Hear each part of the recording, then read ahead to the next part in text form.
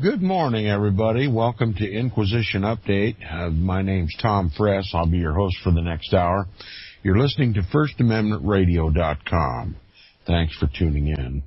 And we'll continue reading in the book Codeword Barbelon, 666, Danger in the Vatican, the Sons of Loyal and Their Plans for World Domination by P.D. Stuart. But before I do, I want to remind the listeners that tomorrow, Daryl Eberhardt will be guest hosting for Greg Szymanski's Investigative Journal, and he asked me to tell my listeners that tomorrow, Wednesday, he will be discussing papal hatred of liberty.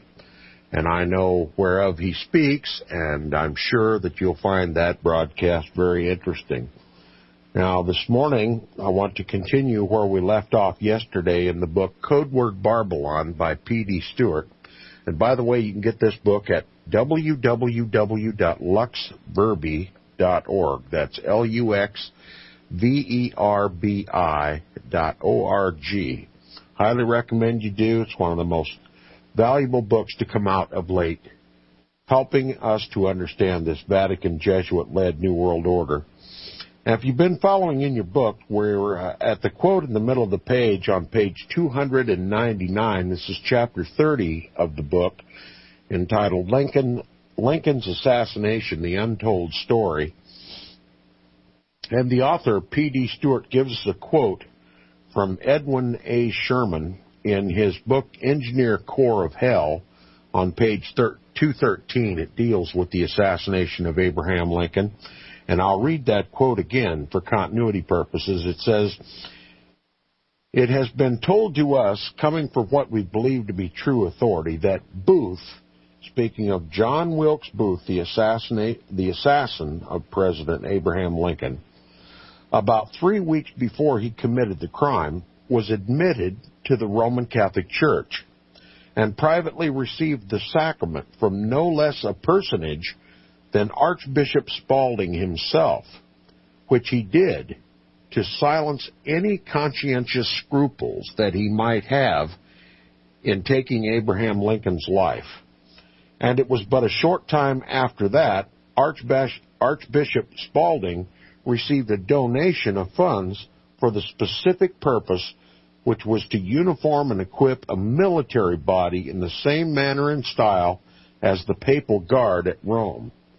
The uniforms, muskets, cartridge boxes, and belts, all bearing the papal coat of arms and consecrated by the Pope himself, were sent to Archbishop Spalding at Baltimore. The entire diocese of Archbishop Spalding was rebel to the core and fierce in its hatred of Abraham Lincoln. That's the quote again from Edwin A. Sherman in his book, The Engineer Corps of Hell, page 218. Now, we know that Archbishop Spalding gave a special mass for John Wilkes Booth, simply to give him an indulgence for the crime that he was going to commit.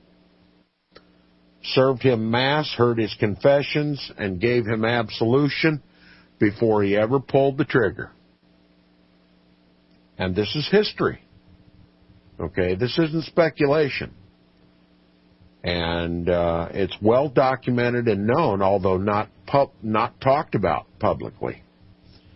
Another witness, Burke McCarty, an ex-Roman Catholic, states, quote, "Abraham Lincoln was their nemesis.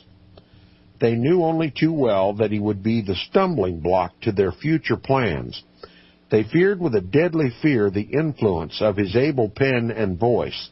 They knew that to permit this calm, thorough, clear-visioned man," speaking of Abraham Lincoln, "who had such a complete estimate of their perfidious designs, to serve at the helm during their Reconstruction period would mean their ultimate rout in our political affairs."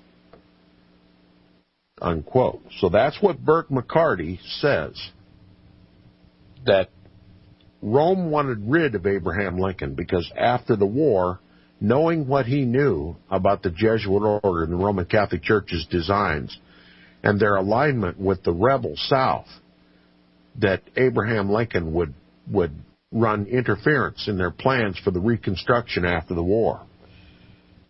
Now, P.D. Stuart continues, we are in possession of facts that show the Jesuits and the Catholic Church were behind the assassination of Abraham Lincoln.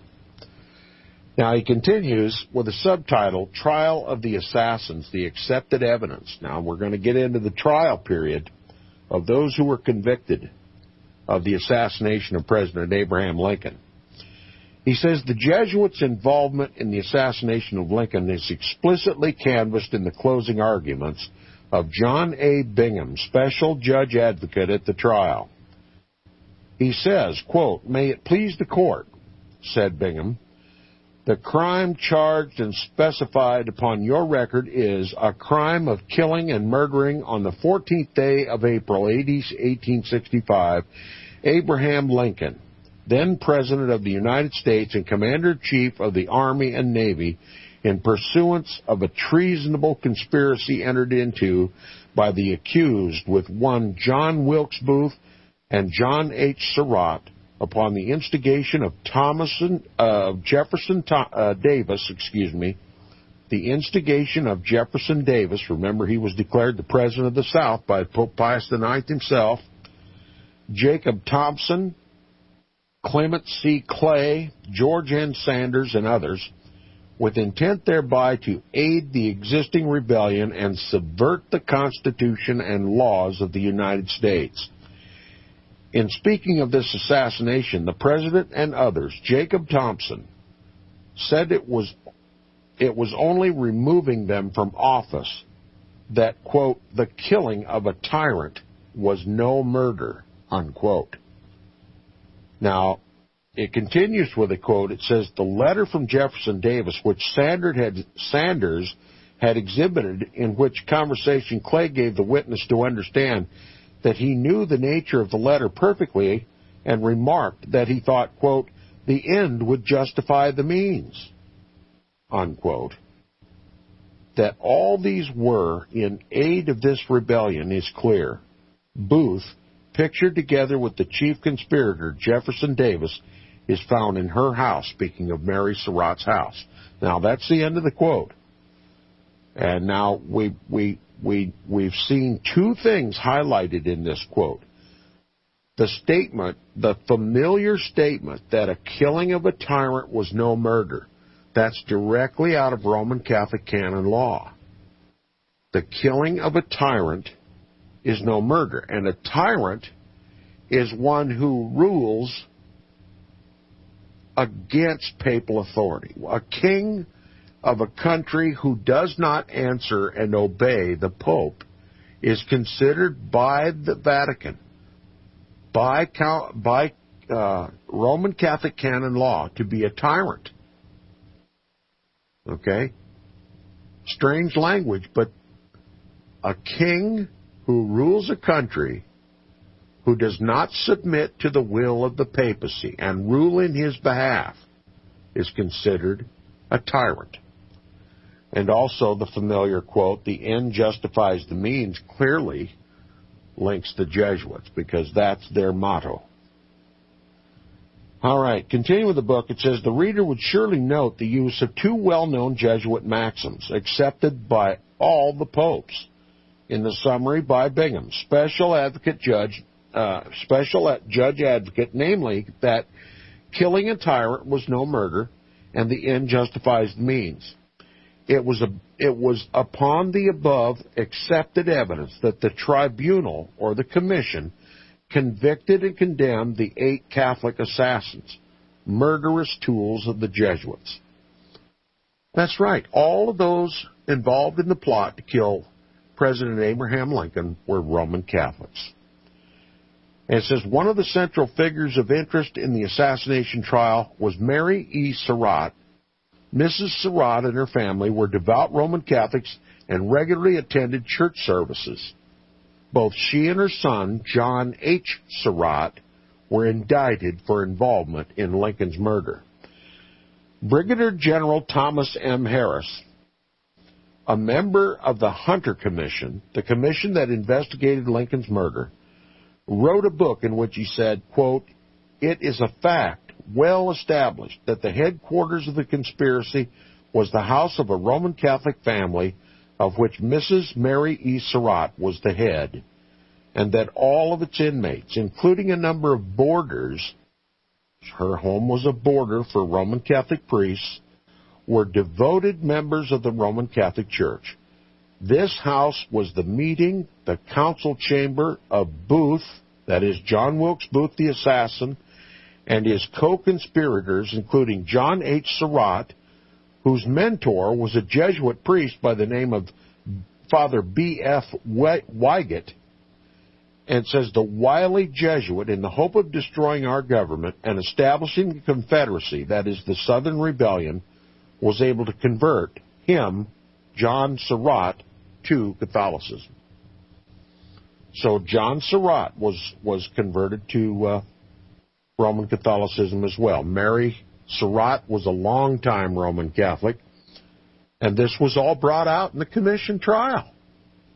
And Thomas M. Harris, former Brigadier General, sat on the commission, and he wrote a book entitled Rome's Responsibility for the Assassination of Abraham Lincoln. And all you have to do is Google that title. You can read his book yourself.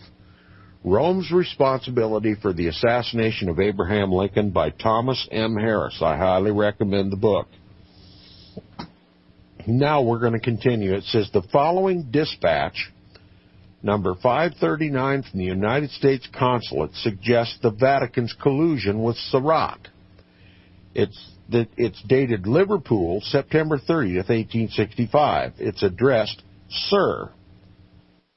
It says, since my dispatch, number 538, the supposed Surratt has arrived in Liverpool and is now staying at the oratory of the Roman Catholic Church of the Holy Cross. If it be Surratt, such a wretch ought not to escape.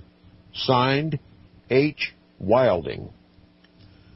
And on page 203 of the book, Why Was Lincoln Murdered?, we learn, quote, in April of 1866, he, speaking of John Surratt, arrived in Rome and enlisted in the Zouave, a bodyguard to the Pope. The Zouave guards in the Pope's service under the name of John Watson. So now they're aware that he is in Rome. He's been placed in the Zouave guard, the personal bodyguard, the personal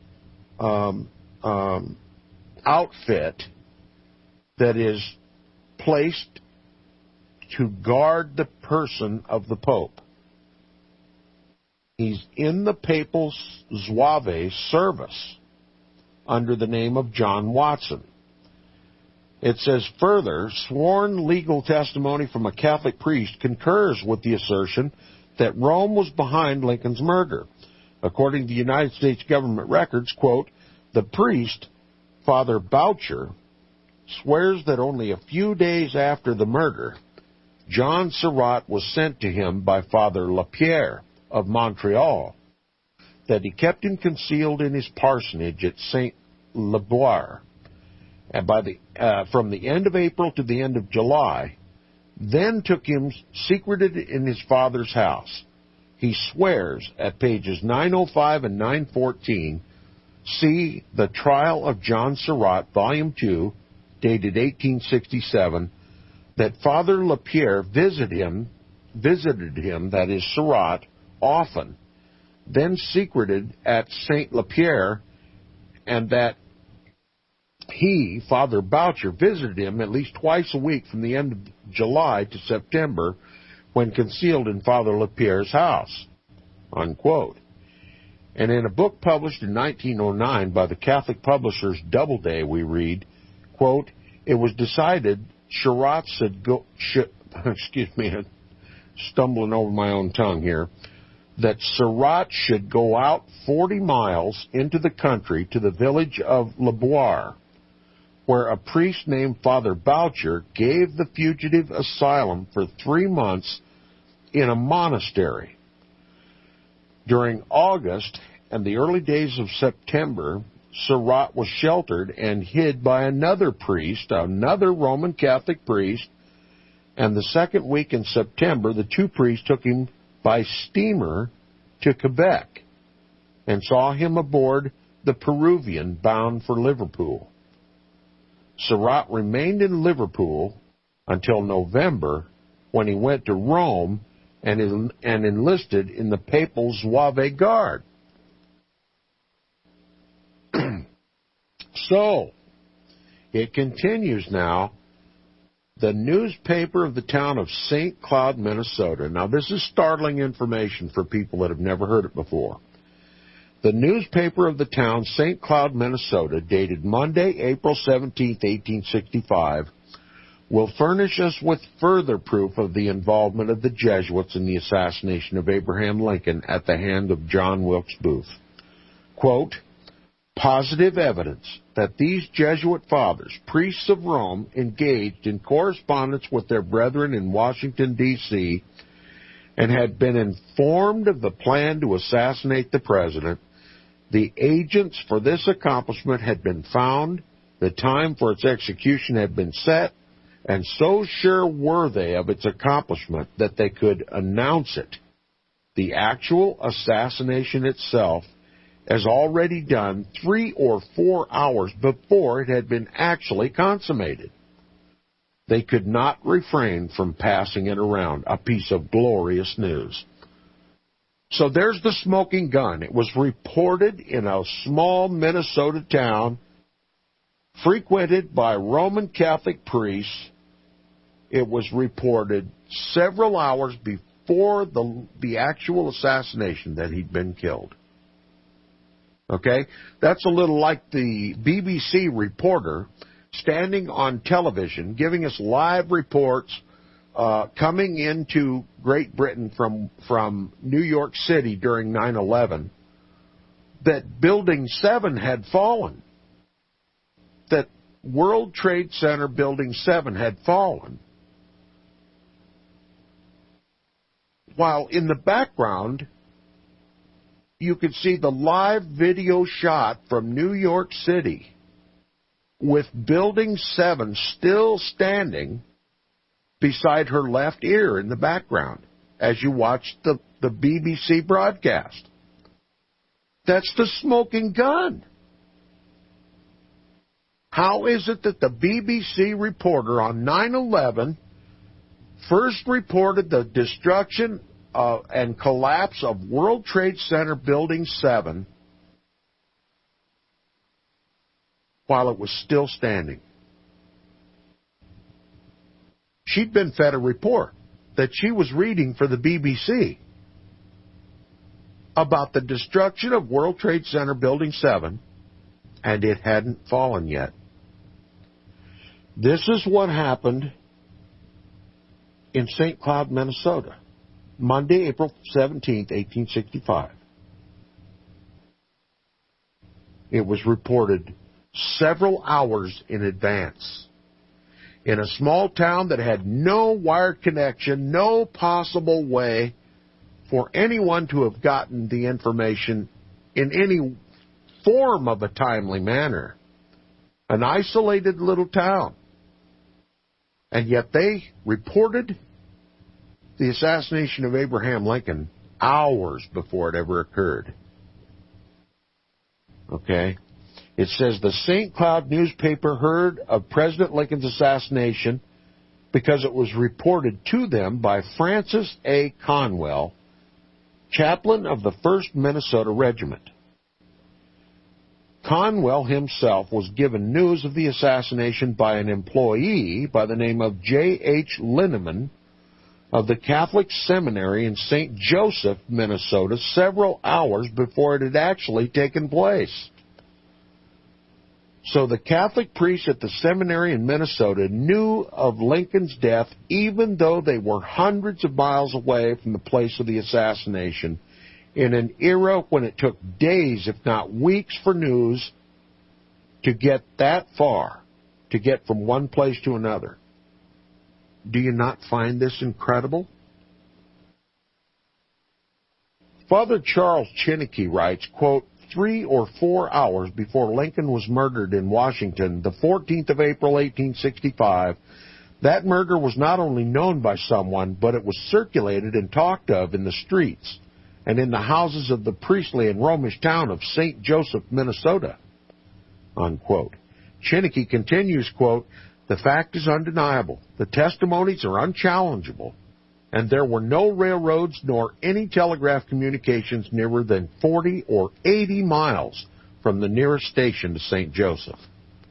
On the 14th of April, 1865, the priests of Rome knew and circulated the death of Abraham Lincoln 4 hours before its occurrence in their Roman Catholic town of St. Joseph, Minnesota.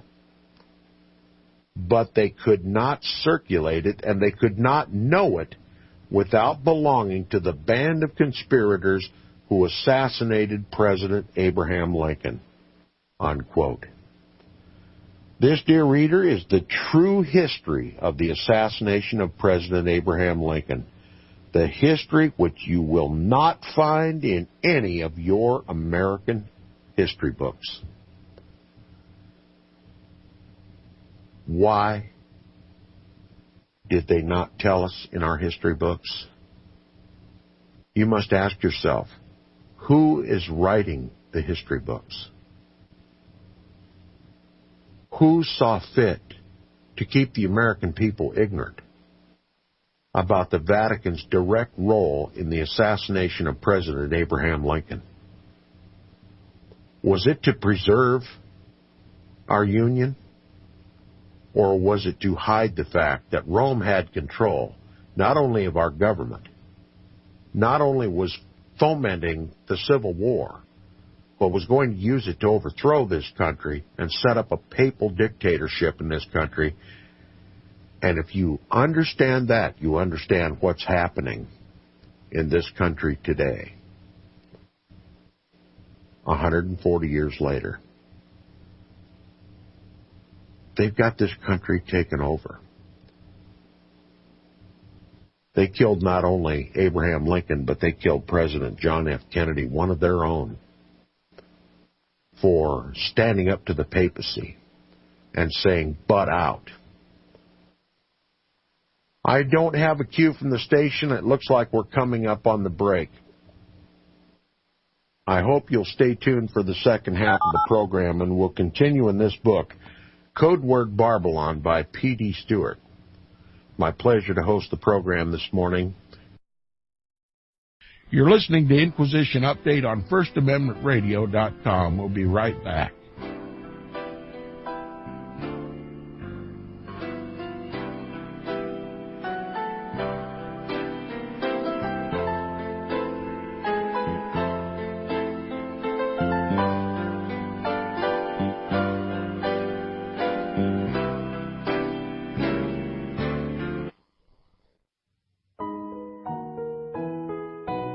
The program you are listening to is 100% sponsored by you, the listener, on this First Amendment Rights Media channel.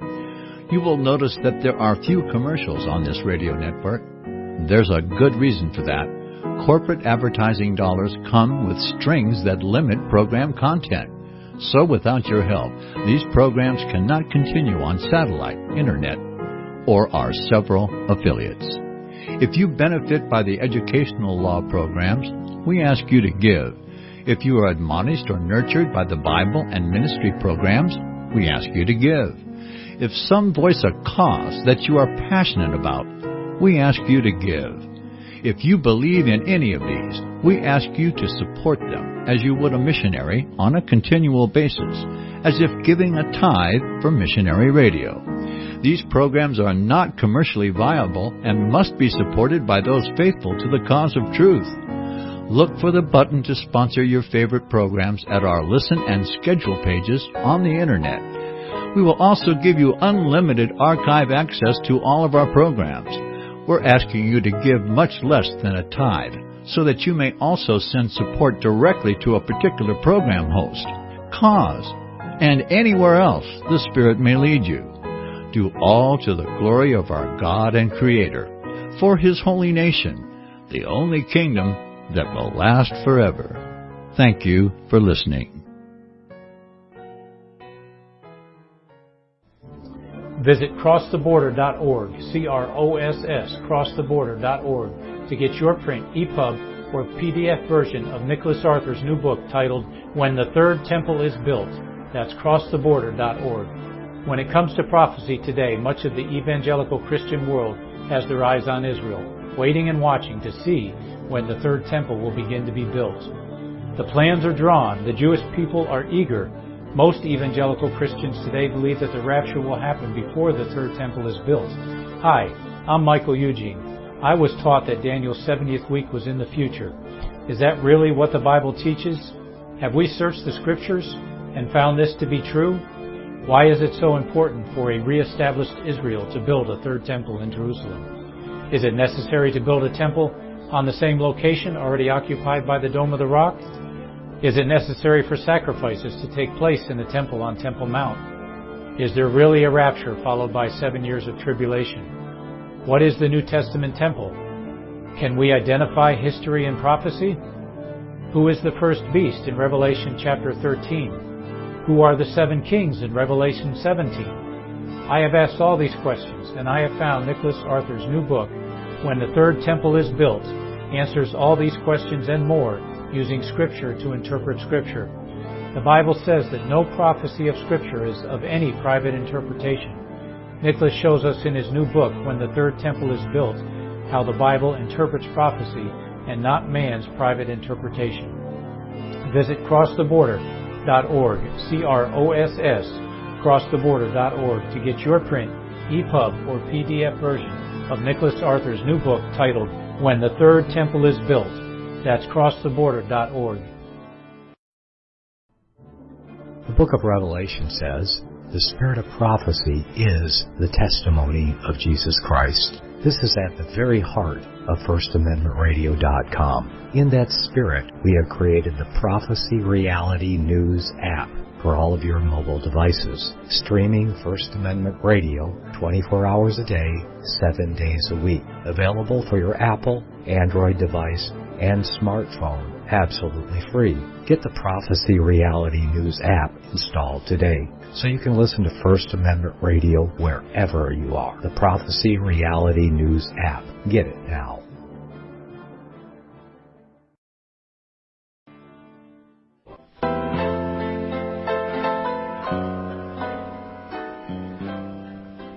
Okay, welcome back to the second half of Inquisition Update on FirstAmendmentRadio.com. If you enjoy Inquisition Update, please support Inquisition Update by supporting FirstAmendmentRadio.com.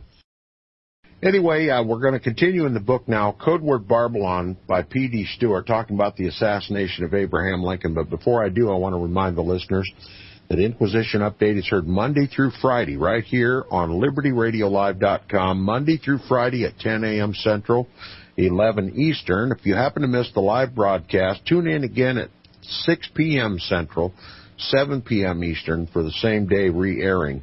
And for the best flexibility, and I highly recommend it, if you can help us out here at LibertyRadioLive.com, subscribe and gain full access to the audio archives and listen to all Liberty Radio Live programming at your leisure.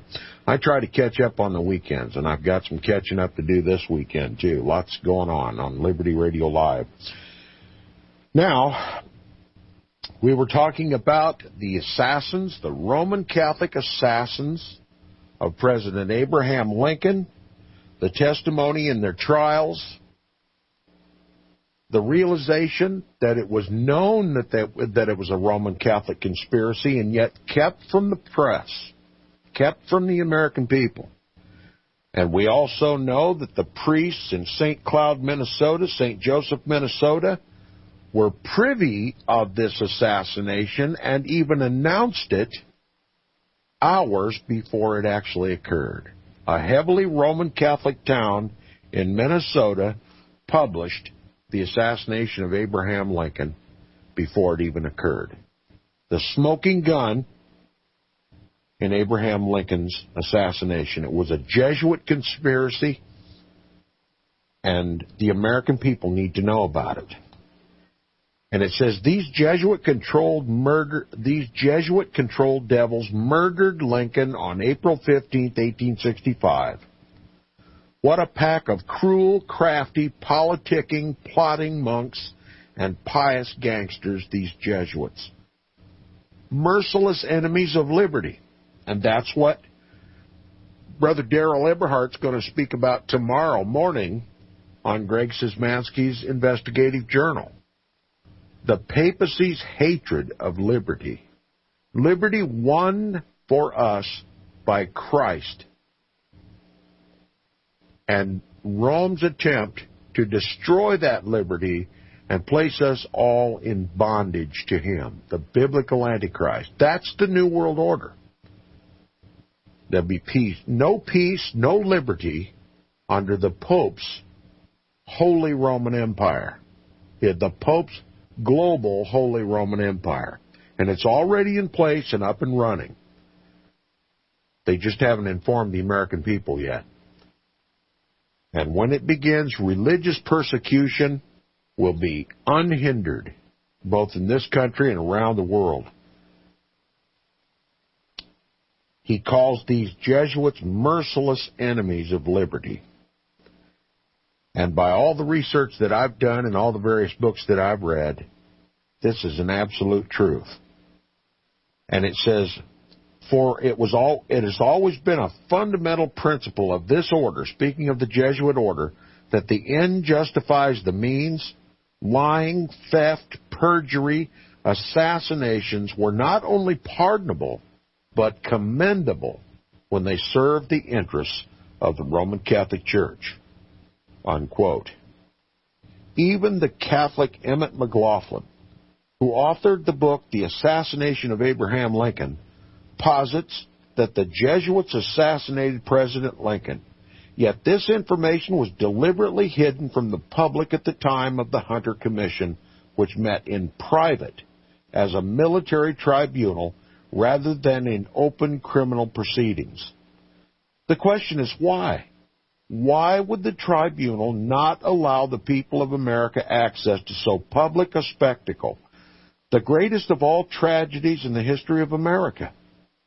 Perhaps it was because, as Father Chinnicky said, if the American Protestants ever knew the real instigators of their dreadful Civil War and the assassination of their president, President Abraham Lincoln, they would have massacred their Catholic countrymen. Perhaps then the tribunal was right in so deciding.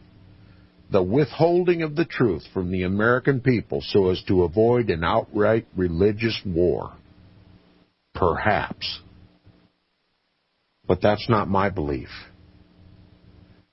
Because they kept this information secret from the American people. Rome has had time to plot and plan and cloak her diabolical activities in this country to the degree that they have harnessed the power and strength of this country and used it as a papal proxy war in all the world's wars to do the Pope's bidding, not only in this country, but around the world. It is literally the United States of America that once called itself Protestant, that the government of this country has literally used it for the purpose of creating a Vatican Jesuit-led New World Order. And as Nicholas pointed out on the broadcast, our extended 9/11 broadcast last Friday, this is fulfillment of Revelation chapter 17. This is the description of the second beast, the beast that arose out of the wilderness. It's Protestant America. It started out with two horns like a lamb, and then it spoke as a dragon. It spoke like Satan. And it has literally raised the papacy to world supremacy in this country. On the blood, on the sweat, on the tears, on the money of this Protestant nation. On the back of Protestants, the papacy, has brought himself to world supremacy. And when that happens, the Pope's going to destroy the Protestants. Because Protestantism is the only power on earth that ever put the whore of Rome on the ropes. And because of our ignorance, our biblical ignorance, our spiritual lethargy, and listening to the lying interpretations of Bible prophecy by Jesuit priests, particularly speaking of futurist interpretation of Bible prophecy, a futurist interpretation of Daniel chapter 9 and verse 27, the American people are clueless as to who the Antichrist is. And because they're clueless as to who the biblical Antichrist is, they were unable to even suspect what is clearly known today, that biblical Antichrist controls this country, rules this country lock, stock, and barrel, and uses it at his pleasure to do his bidding in the world.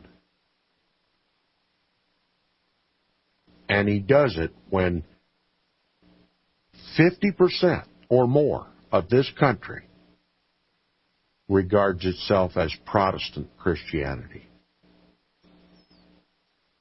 It's a ghastly reality, but it can't be denied.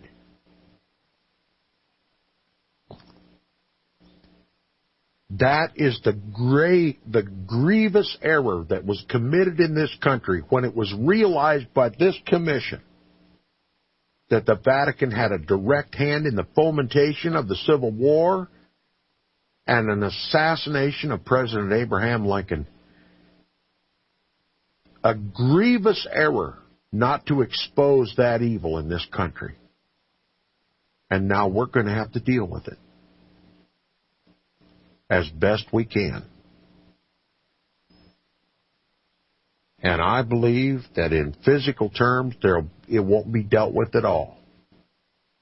The only thing God's people can hope to do is to know and admit the truth, realize that this is the culmination of the age, fulfillment of Bible prophecies, accept the faith that God has given us, get on our faces repenting of our sins, abandon our apostate ecumenical churches, and make our peace with Jesus and tell the truth until they silence us.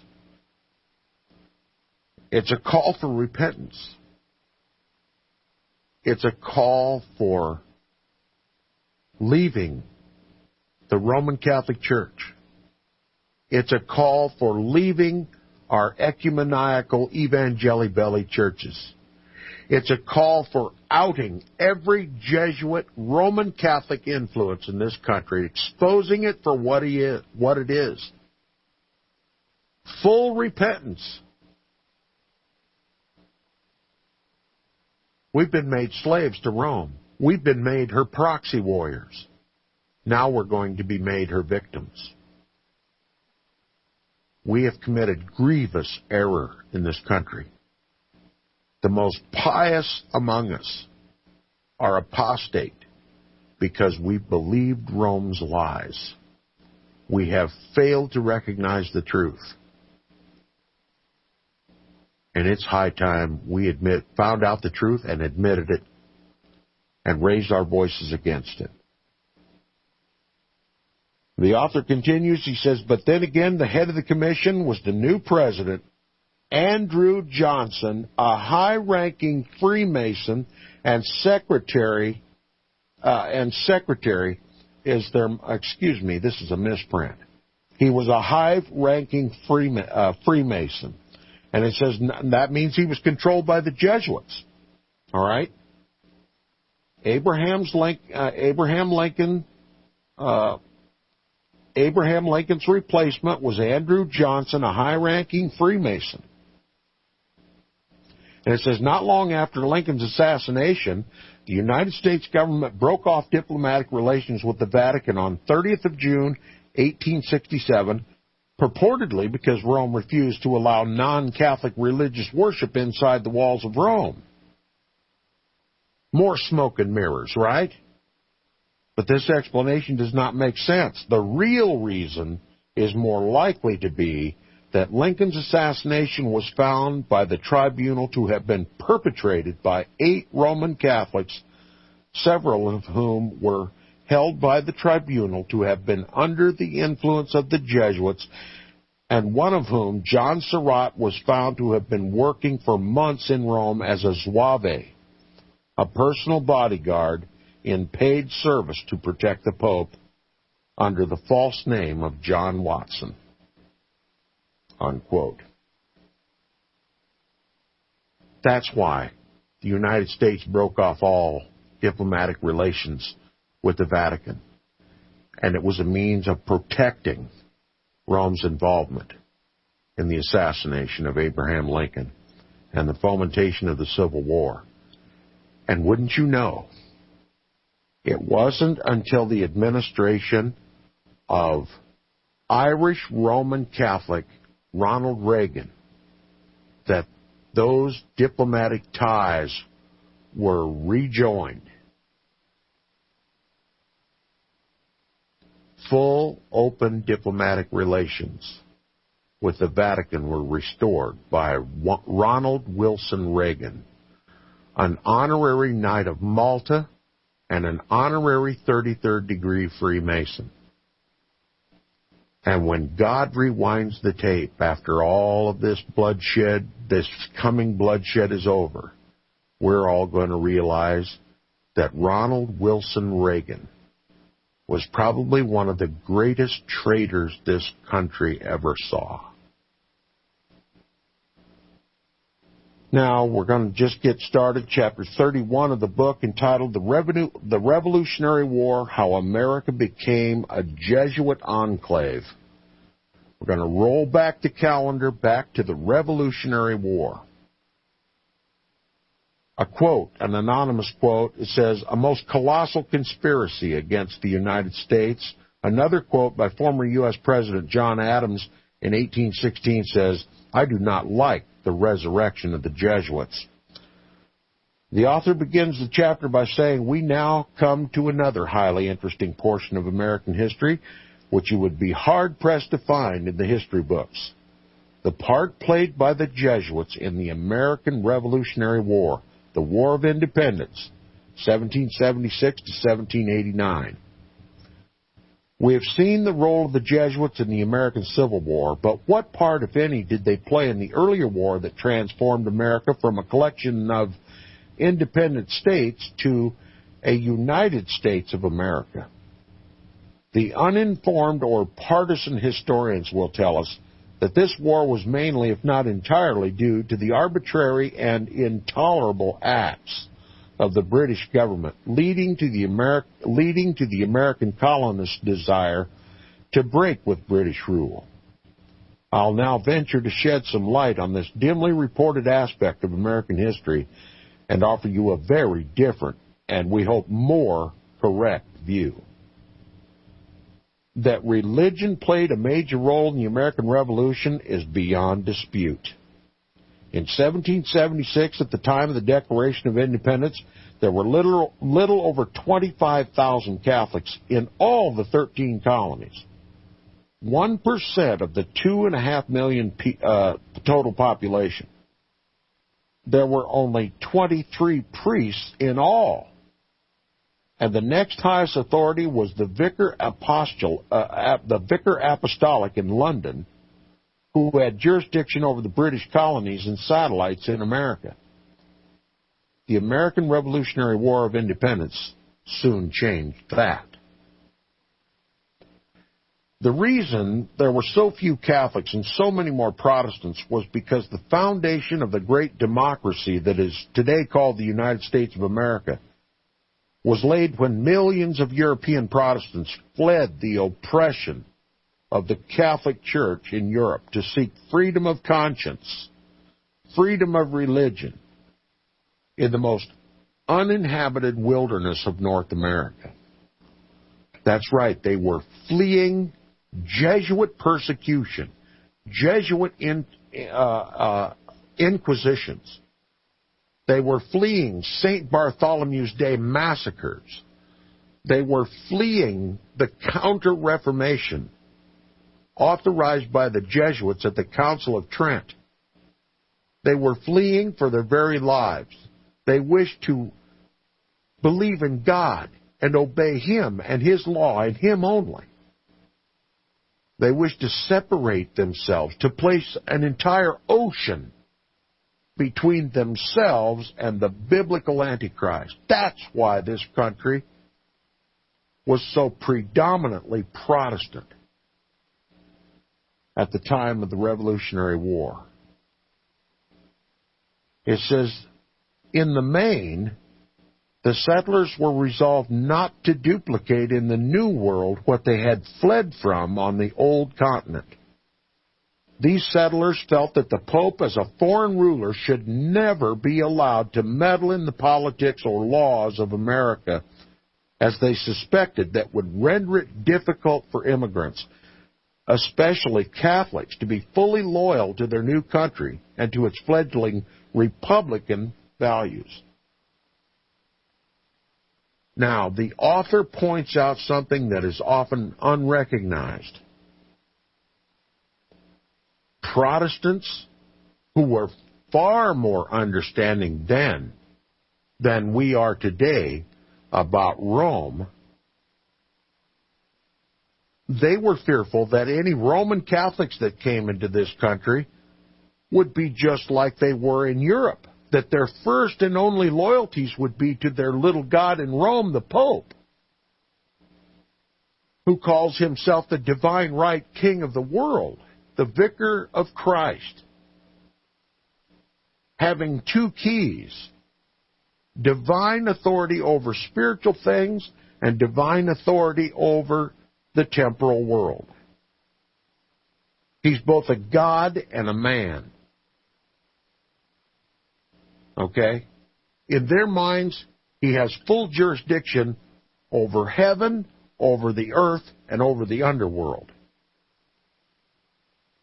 And their eternal destiny is determined by the Pope.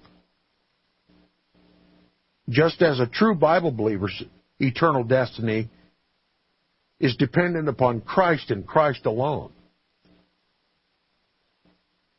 And any Catholic who come to this new country, it must be recognized that their first loyalty would be not to the elected government of this country, but to their little god in Rome. And that they would work in His service in this new land that was purposed to be a refuge for persecuted Protestants and Bible believers and non-Catholics of every kind. And that's exactly what we see today. The Catholics of this country are instructed by papal encyclicals to use whatever influence they have in society to help conquer this land for the papacy. And we're in the end game now. We didn't recognize and deal with this issue at the Revolutionary War. We didn't recognize and deal with this issue at the Civil War. We didn't recognize and deal with this issue at the First World War, when the papacy literally took control of this country and set us off to a papal proxy war in Europe. We didn't recognize and deal with this problem during the Second World War, when the papacy created a world government called the United Nations, persecuted Jews and Orthodox Christians and Protestants all over Europe, literally soaked Europe with the blood of the saints and the martyrs of Jesus. And we don't recognize and we don't stand up now that we've entered the Third World War against the Muslims on behalf of the papacy. And do you know what's next? because we don't have the courage to recognize and deal with this problem. Do you know who the war is going to be against next? As I've said on this broadcast, the apparition of Mary says, first, we must destroy the Muslims, and then the bad Christians. And who are they? Who are they? They're non-ecumenical Bible believers in this country.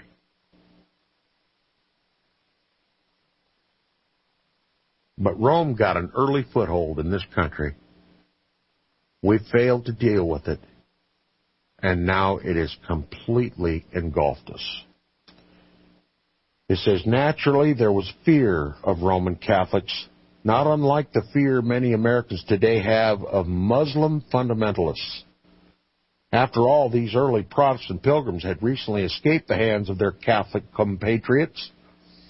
In those days, people took their Catholicism seriously, so much so that several states passed laws regulating the activities of Roman Catholics. For example, in 1647, a Massachusetts statute declared that every priest was a, quote, incendiary and disturber of the public peace and safety and an enemy of true Christian religion, unquote. Where, oh, where is that sentiment today?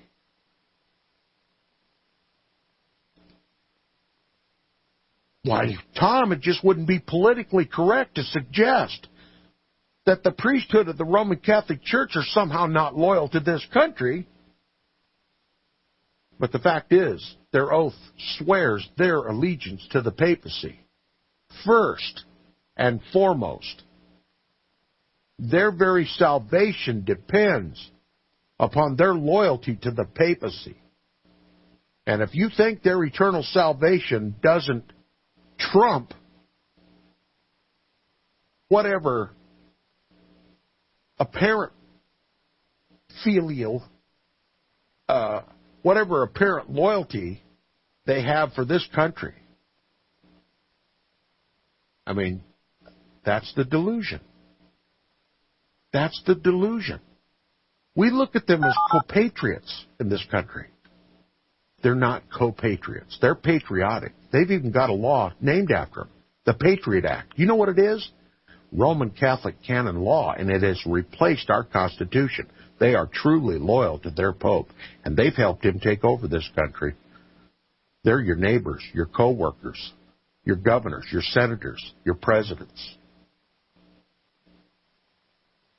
We've been defeated, and they haven't even told us. Thanks for listening today. We'll see you tomorrow on Inquisition Update. Stay tuned for Nicholas Arthur's Cross the Border. My pleasure. I'll see you tomorrow.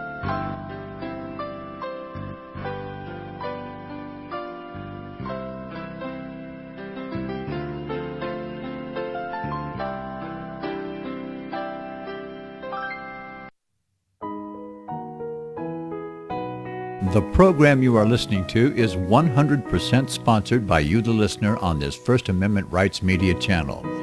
You will notice that there are few commercials on this radio network. There's a good reason for that.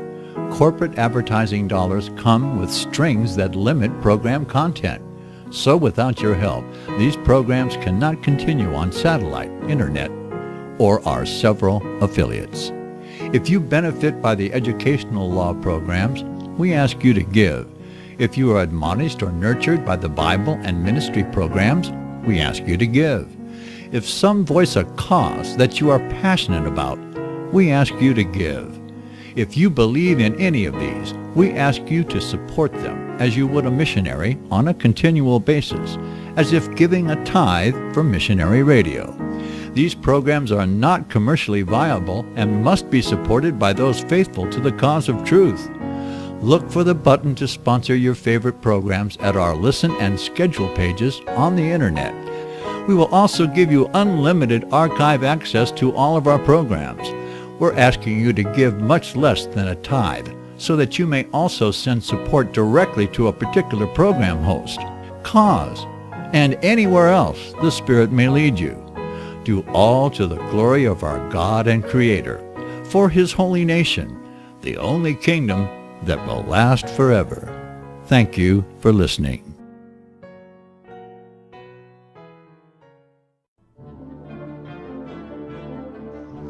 Visit crosstheborder.org, CROSS, crosstheborder.org, to get your print, EPUB, or PDF version of Nicholas Arthur's new book titled When the Third Temple is Built. That's crosstheborder.org. When it comes to prophecy today, much of the evangelical Christian world has their eyes on Israel, waiting and watching to see when the third temple will begin to be built. The plans are drawn, the Jewish people are eager. Most evangelical Christians today believe that the rapture will happen before the third temple is built. Hi, I'm Michael Eugene. I was taught that Daniel's 70th week was in the future. Is that really what the Bible teaches? Have we searched the Scriptures and found this to be true? Why is it so important for a re-established Israel to build a third temple in Jerusalem? Is it necessary to build a temple on the same location already occupied by the Dome of the Rock? Is it necessary for sacrifices to take place in the temple on Temple Mount? Is there really a rapture followed by 7 years of tribulation? What is the New Testament temple? Can we identify history and prophecy? Who is the first beast in Revelation chapter 13? Who are the 7 kings in Revelation 17? I have asked all these questions, and I have found Nicholas Arthur's new book, When the Third Temple is Built, answers all these questions and more using Scripture to interpret Scripture. The Bible says that no prophecy of Scripture is of any private interpretation. Nicholas shows us in his new book, When the Third Temple is Built, how the Bible interprets prophecy and not man's private interpretation. Visit crosstheborder.org, CROSS, crosstheborder.org, to get your print, EPUB, or PDF version of Nicholas Arthur's new book titled When the Third Temple is Built. That's crosstheborder.org.